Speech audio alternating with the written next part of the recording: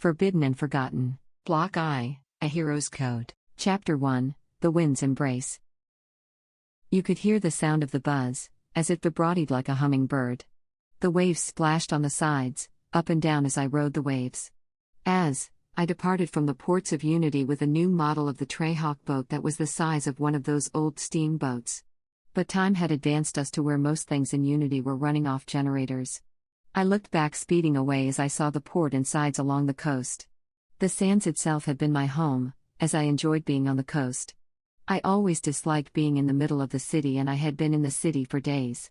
The weaves of tunnels and roads crisscrossed through the city with life itself, as the pastime of Unity became a sport of running up and down a full court, guarding one another, keeping them for scoring a ball.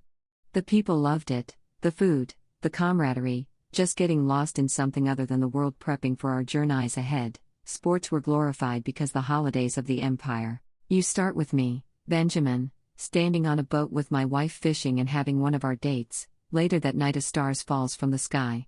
I let out the wishes of being with my wife forever. However, my wife won't tell him her wish because it's bad luck. We then head home to a secret castle that I was using Empire tech to hide. I heads to the meteorite site to study some new material that I found after a meteorite falls from the earth. It's a dark ball with a lead on it. I touches it and starts to hear the voice of Selena. My wife came into my study to feed me, beginning to tease me and then joking around and playing with this ball. It started glowing and then formed petals around my wife and drilled into her body, as I tried to save her and grab her to rip the ball off her. The ball then starts glowing and I begin hearing Selena's voice that says, "There is treasure in a temple underneath the water." As I tends to my wife's needs and putting the ball in a safe and contained place. I'll tell you more about this horrible night that transformed me into a rider and my wife into a beast. The waves of Shivery Lake bounced up and down as I clutched the steering wheel of my old school cherry red Trayhawk boat. It was one of the few left that had been made of gas and electric double engines. Around me was the open water, and above the loud echoes of thunder that went off in the distance as gray clouds swarmed the skies. I made precise movements playing in the water, looking for my perfect spot. In the distance was the vibrant green that stood out in all this gray, as this was nature's territory. And the skies roared tonight, but I kept my cool. I had to.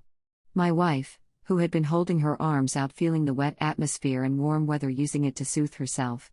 She wouldn't let me live it down, if I was afraid of some weather. Heather was a nature baby, goddess among women, spiritual in her ways. She believed in the supernatural, while I, on the other hand, I used science to guide me through life, winning multiple awards in both the Empire and Una. I drove in and out, cutting into a Z formation to mess with my wife just a little,